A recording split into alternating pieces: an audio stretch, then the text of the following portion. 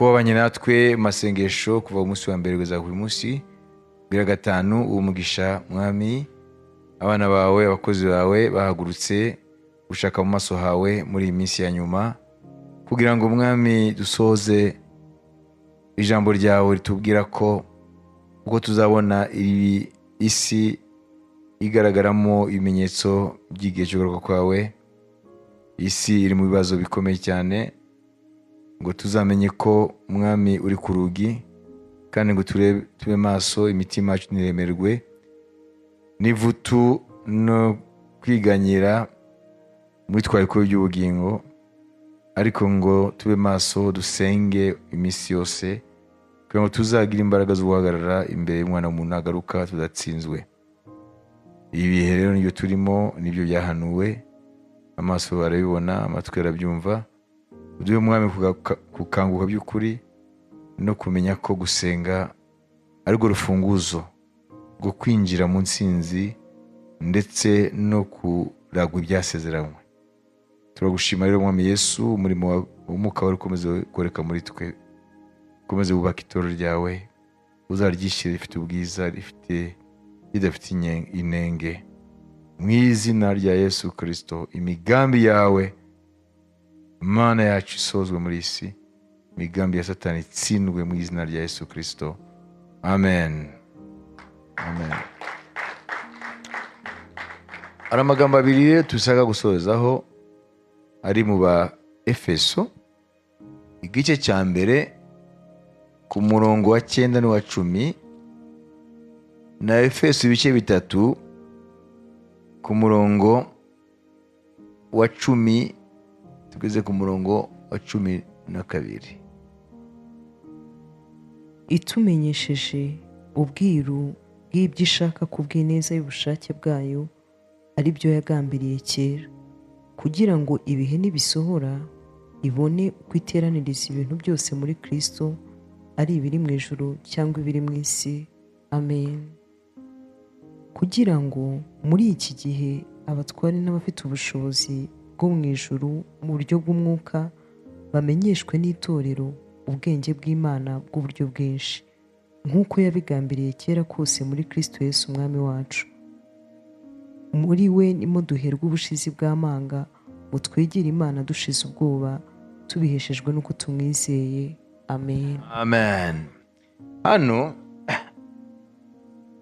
Hano mu Efeso igice cya mbere ku murongo wa 9 n'uwa 10 dusomye, Paulo ariwe arayishura icyo bita ubwiru bwa Kristo. Kristo ni ubwiru bw'Imana, hanyuma ubwiru bwa Kristo bwitwa itorero. Ngo Imana yamuhaye guhishura ubwiru bwa Kristo butahawe abamubanjirije. Bivuga ngo abakozi Imana bo mu isano rya kera, abahanuzi ntabwo bigize bahabwa guhishura ubwiru bwa Kristo ari iryo torero. Arabivuga hariya muri 3 ku murongo wa 4 ugeze ku murongo wa 6. Namwe nimuyasoma muzirebera ubwanyu uburyo menya ubwiru bwa Kristo koko. Ubwo ntibwamenyeshejwe abana b'abantu mu bindi bihe, nk'uko muri iki gihe intumwa zera n'abahanuzi babuhishuriwe n'umwuka, kuko abanyamahanga ari abaraganwa natwe kandi bakaba ingingo z'umubiri umwe natwe, abahishijwe n'ubutumwa bwiza kuzagabana natwe muri Kristo Yesu ibyasezeranijwe. Amen. Amen. Mu Kinyarwanda hari akajambo basimbutse, so mystère c'est que les païens sont cohéritiers, forment un même corps et participent à la même promesse en Jésus-Christ par l'évangile. Ngo ubwo bwiru ngo nuko abanyamahanga basangiye natwe abayuda. Amen. Umuragi umwe kubw'ubutumwa bwiza. Bivuga ngo muri Kristo nta munyamahanga nta muyuda, twese duhamagariwe kuzaragwa. Amen. Umwandu ubikiwe abera mu ijuru. hano ariho aravuga ko ubwo bwiru bwitwa itorero, rigizwe n'abayuda bakijijwe bizeye Yesu nka Mesiya wabo n'abanyamahanga bizeye Yesu nka Kristo wabo. Wabibise? Rero Pawulo aravuga ngo Imana uwo mugambi ngo yawugambiriye mu mutima wayo itararema ikintu na kimwe, kandi uwo mugambi batubwiye hano ngo ururasozwa n'Imana binyuze iwusoresha Kristo. Uwo mugambi mbere na mbere Imana irabikora, Imana muri Kristo irabikora, iriho irubaka itorero ya Kristo ryitwa ubwiru.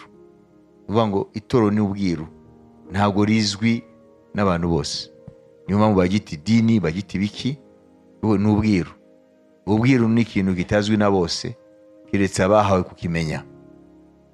Noneho mu gice cya gatatu, mu gice cya mbere, amen, ari ku murongo wa 9 na 10, subiramo.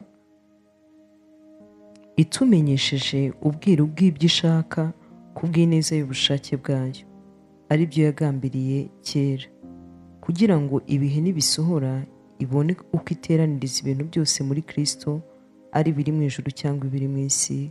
Amen. Amen. Umviriza, uwo mugambi w'Imana urimo ubwiru bwitwa itorero, ngo Imana iriho irawukorera. Dieu est en train d'exécuter son dessein par Jésus et en Christ. Nuvuga ngo ni umugambi urasozwa muri Kristo, unasozwa nawe. Wabyumvise? Uwo mugambi w'Imana yagambiriye isi itararemwa, byose itararemwa, urasozwa muri Kristo kandi usozwa nawe. En Christ, par Christ. Ni by'ingenzi. Haleluya. Ni ukuvuga iki rero? Nuvuga ngo n'iby'Imana rero itwizeza byitwa ibyiringiro.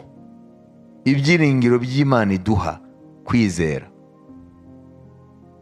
Ntabwo tukiye kubinezererwa ari uko twamaze kubibona n'amaso yacu, ahubwo tukiye kubinezererwa ko twizera yuko biriho birakoreka,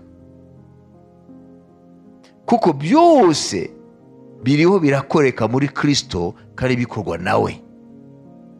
Hanyuma uwo mugambi uzarangira ryari? Uwo mugambi mugari w'Imana natwe turimo uzarangira ryari? Aho uri kumenya, uzarangizwa nuko ibintu byose byo mu isi n'ibyo mu ijuru byose byamaze guteranizwa hamwe bigashyirwa munsi y'ubutware bw'umutware umwe, ari we Yesu Kristo. Nuvuga ngo indunduro ya byose nuko hari imbaraga tutabona twebwe zikorera muri Kristo. Haleluya. Zirafata ibintu byose mpiri kugira ngo bizateranizwe hamwe byumvire umutware umwe, ari we Yesu Kristo. Icyo gihe azaba umutwe wa byose. Na nibyo rero n'abantu batari abakozi b'Imana nk'uri Arthur Schopenhauer nababwiye, amen, wabaye mu kinyejana cya 19 mbere nako nyuma ya Kristo, amen, haleluya, ma 1800 par là.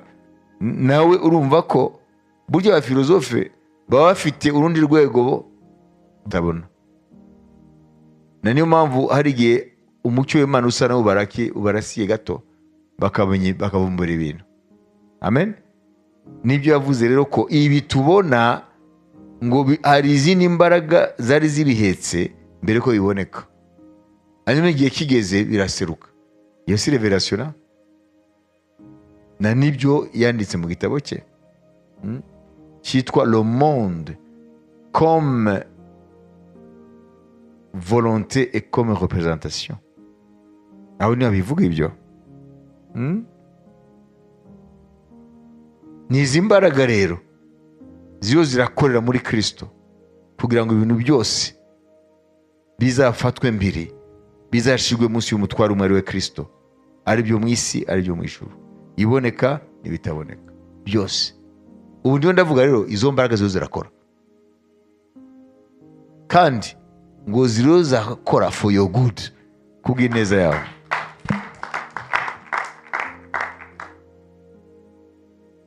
Ukwiye kubyizera. Urumva rero n'abantu batari abakozi b'Imana, urumva ko bagiye bavuga ibintu Bibiliya yavuze.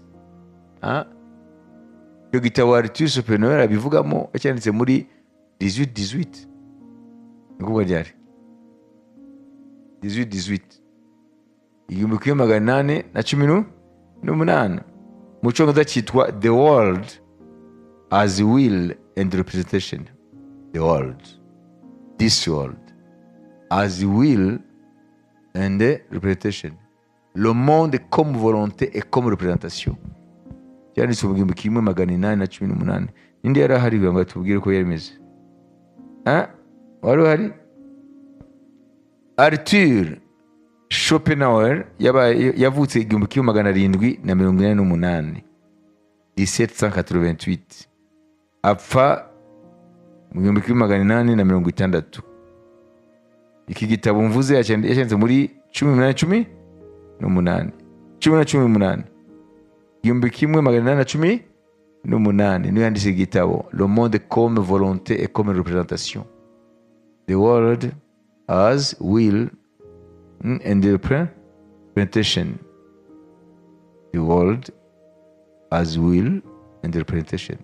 Aho niho avuga rero ko ibi byose tubona natwe turimo, ngo natwe turimo n'abantu, ngo twari duhetswe n'imbaraga zitaboneka mbere yuko tuza, n'imbere yuko ibintu biza, mbere yuko amateka yawa aza, ngo ari ahantu twari turi duhishwe hataboneka. Hanyuma igihe kigeze birasira, nguko niko ngo ibintu byose bimeze. Hanyuma natwe tuzavaho, za mbaraga zitaboneka zifite ubushake bwo kuguma zivanaho ibintu bizana ibindi. Urumva avuga ngo ari imbaraga zitaboneka, kuko we ntabwo avuga Imana. Ari imbaraga zitaboneka ziguma zizana ibintu zibivanaho zikana ibindi. Niko avuga muri iki gitabo cye.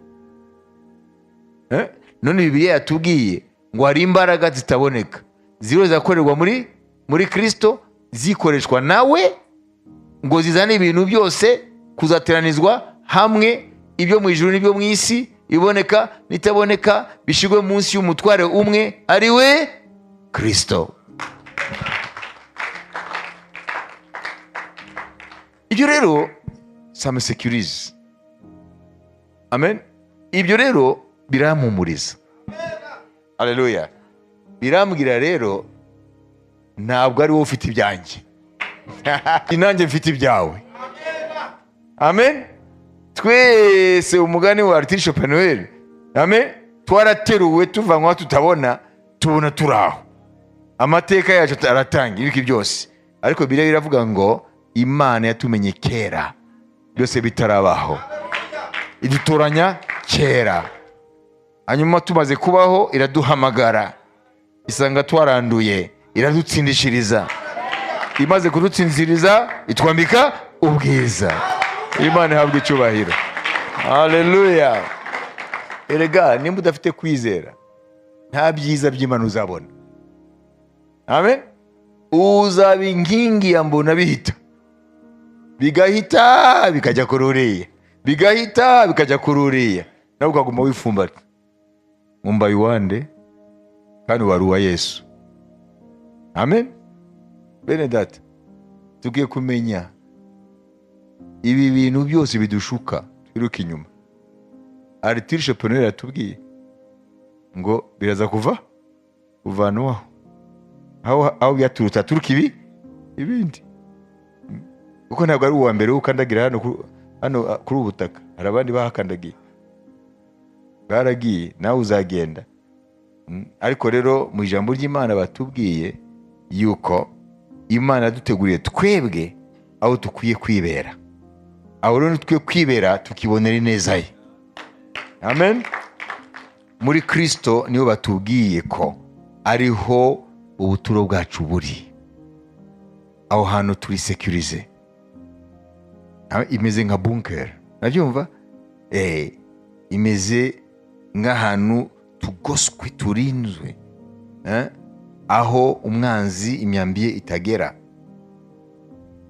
Nubwo amaso yacu yabona ibibi n'iki byose, tukwiye kubirenga bwo kwizera, tukamenya ko ibintu byose toute chose est en travail, ibintu byose birafatwa mbere. Amen. Oh, haleluya. Reka dusoze kuri Abaroma 8:28. kandi tuzi yuko ku bakunda Imana byose bifataniriza hamwe kubazanira ibyiza, ari bo bahamagaye nk'uko yabigambiriye. Kuko abo yamenye kera yabatoranije kera gushushanywa n'ishusho y'umwana wayo, kugira ngo abe imfura muri bene se benshi. Abo yatoranije kera yarabahamagaye, kandi abo yahamagaye yarabatsindishirije, n'abo yatsindishirije yabahaye ubwiza. Amen, amen, amen. Haleluya. Ngo kuba kuri Imana byose bifataniriza mu kubazanira ibyiza. Abo bahamagawe ngo yabigambiriye byose, nawe nanjye n'abariya n'abiriya byose nta kimwe kivuyemo, biriho birafataniriza hamwe kukuzanira ibyiza. Ubyumva utabyumva, ubisingira utabisingira, niko bimeze. Ijambo ry'Imana ntabwo ribesha. Reka rero nsoze bari bumubwire, iyo nsomye Bibiliya nkabona ibintu Imana yavuze ku mahanga amwe ataranabaho, ikayavuga ibyayo, tukaba tubibona biba uko Imana yabivuze. Marayika Gabriel akabwira Daniel ngo ntumye no kukubwira ibiri dans le livre de vérité. Livre, igitabo cy'ukuri. Iyi ni Bibiliya yacu, nicyo gitabo cy'ukuri. Ariko ngo mu ijuru ngo hari ikindi gitabo cyitwa igitabo kirimo ibintu byose Imana yapanze. Ibyo ni by'Imana hageze ibifata, ikabwira abamarayika genda mu by'execute, genda mu bishyire mu bikorwa. Rero nta na kimwe kiba muri iyi si kivuye gusa ku bantu uko babishatse. Ibiba mu isi byose ni projection y'ibintu byamaze gusetingwa hariya mu ijuru. Imana ihabwa icyubahiro. Haleluya. Amen. Nibyo amubwira hano marayika Gabriel, atumwe kubwira ngo mais je vais te faire connaître ce qui est écrit dans le livre de la vérité. Ha? 21:10. Ibice 10:21 Daniel. Mais je vais te faire connaître ce qui est écrit dans le livre de la vérité. Ariko ndagusobanurira ibyanditswe mu byanditswe by'ukuri. Dans le livre de la vérité. Mu gitabo cy'ukuri. Le livre de la vérité. Mwibaza ko ari yavugaga? Yavugaga iyi? Yeah. Kuko iyi kano ya Bibiliya itarandikwa. Deja igitabo cya Daniel cyagitara? Kuko ibyo yanditsemo ni ibinyine ari warabamo mbere yuko abyandika. Donc le livre de la vérité se trouve au ciel. Mu ijuru hari le livre de la vérité. Igitabo kirimo ukuri ku by'Imana yagambiriye. None iyo bituzana kumenya iki? Tuzakumenya ko ibiro biraba byose n'ibizaba n'ibyabaye byose ni ibintu biba byarapanzwe mu ijuru, isi itararemwa byose. Amen. Byose byose uko byakabaye byarapanzwe mu ijuru, byaranditswe. None ku muntu w'Imana bimutera bituma abihagararamo gute? icya mbere ahita amenya ko ni muri Yesu biriho birakorerwa, na n'umwami Yesu ararabikora. None batubwiye ngo twebwe aho twibera ni muri we. Bivuga iki rero? Nimba iriya dwelling ari Kristo, iriya shelter yacu, buriya butura ruturi, amen, twibereyemo aho ibintu byose bikoreka. Amen, haleluya, haleluya. Kuko hari umuntu avuga ati rero impamvu ugiye mfite ingorane ntabwo nigererayo, impamvu ati rero teka ndebe ko hari umuntu w'ikambere, ndebe ko namuganyira akangererayo ko ngo agerika ikambere. Hano baratubwira ikambere aho bikorekera. Ibiro birakoreka mu gukubita hasi imbaraga z'iburengerazuba. Ibyo birakoreka aho bikorekera kugira ngo imbaraga z'iburasirazuba zihaguruke. Haleluya. Ibyo birakoreka ngo Goge na Magoge bakomere. Ibyo birakoreka ngo Iran yanga Israel urunuka, yifuze ko Israel iba reye de la carte. Ibyo birakoreka kugira ngo umuriro wake mu burasirazuba bwo hagati. Ibyo birakoreka kugira ngo n'ibyaremwe nature yivumbure kuri twe, habihindagurika ry'ikirere, haba imyizure, haba ubushuhe budasanzwe. Ibyo birakoreka kugira ngo abantu hirya no hino base nabo badatuje, base nabo bakwiye guhaguruka ibintu byose imivumagatanyo hirya no hino. Ibyo birakoreka isi ikaba ifite ibishobora gutunga miliyari 21 y'abantu, tukaba turi miliyari 9 ariko abantu bakicwa n'inzara. Haleluya. Kandi isi Imana yayihaye potentiel yo gutunga miliyari 21 ariko miliyari 9 bikananirana, inzara ikica abantu hirya no hino. Ibyo birakoreka mu gutuma isi isa naho yivumbura ko abantu idashaka ko bayituramo. Ibyo biraba ku isi uyu munsi byose Bibiliya yabihanuye. Aho biriho birakorekera niho turi. Aro ni muri Kristo Yesu. Niyo mpamvu tukwiye gutuza. Amen. Duhaguruke. Imana ihabwe icyubahiro. Haleluya. Amen. Haleluya. Satani amenye ko twabimenye. Ntabwo tuzamupfukamira Satani. Twarabimenye. Haleluya. Twarabimenye. Oh, haleluya. Turi kambere. Bwanguza ati waziko wibera ikambere. Nuzogerero kwangayika ngo nufite ukugererayo. Turiyo. Aho bikorekera niho turi. Amen. Aho bikorekera niho turi. Imana ihabwe icyubahiro. Haleluya. Nimwibaze kuva ryari, mwebwe mubyumvishe vuba, kuva ndi Burundi Imana imaze kuma ministère prophétique. Ibi biro biraba on l'a annoncé. Ari umuntu umwe aba mu Bubiligi niwe yafataga amajwi ibyo mvuga. Mwabyumvise? Amen. Muri za 89 turigisha ubuhanuzi bwa Daniel n'ibya Yohana. Wafi icyo gihe amakasete yarayafite. Ibi biro biraba uyu munsi murareba byose biri mu makaseti ye.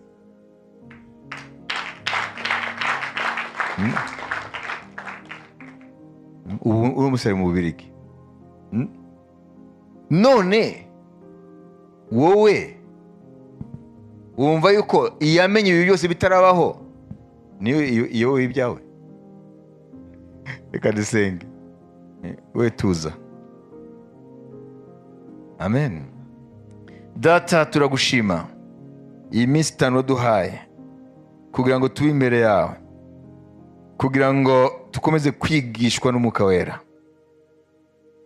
Uyu mwaka ntabwo twiteze ibyago, ntabwo twiteze amakuba, ntabwo twiteze umwijima, kubera ko umucyo wawe uri kumwe natwe.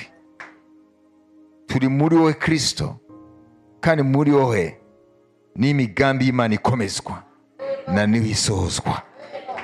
Rero ntabwo Imana izadusohorezaho imigambi mibi, Imana izadusohorezaho imigambi myiza. Rero umugisha ubwoko bwawe, yaba ubwoko bwawe buri hano, yaba abakwizera hirya no hino ku isi, dufite ikingiro kimwe, dufite kwizera kumwe, Data umwe wa twese, mubatizo umwe, byose mwami turabisangiye kandi tuzabana iteka. Niyo mpamvu tubasengeye nabo kuko intambara yacu niyo yabo. Umwana w'Imana aho ari ku isi yose ariho ararwana intambara, natwe turarwana kuko abo turwana nabo si abantu. Niyo mpamvu dusaba ngo itorero ryawe rikomeze muri iki gihe turimo kugira ngo uzaryishyire rifite ubwiza. Turagushimira mwami yuko muri uyu mwaka tuzabona itorero rikomera, rigakandagira Satani, rigatsemba imirimo yose y'aba mubi. Urakoze mwami, ntabwo twibagiye abari barakubitika kwa Satani, nabo mwami ubuntu bwawe basangeyo, mu izina rya Yesu Kristo, amen. Amen, amen. Rero dushima Imana ko iduhaye gusoza, tugasoza n'ijambo ryiza, ijambo ry'ibyiringiro. Mbashimiye mwese abo twafatanije urugendo rw'iyi minsi 5, kandi nasaba aboneka muri twe ameze nka Esawu. Amen. Kuko hari igihe azabishaka akanarira ntabibone. Imana ibagire neza. Mama Kanyabutembo bamukomera amashyi menshi muri bakoze, na mama Gema nawe yadusomeraga, na Ninete nawe, na Sesito tuyoboraga, n'abamedia bose n'abandi bose bakoreye Imana muri amasengesho. Tubakomera Imana amashyi menshi. Amen, amen.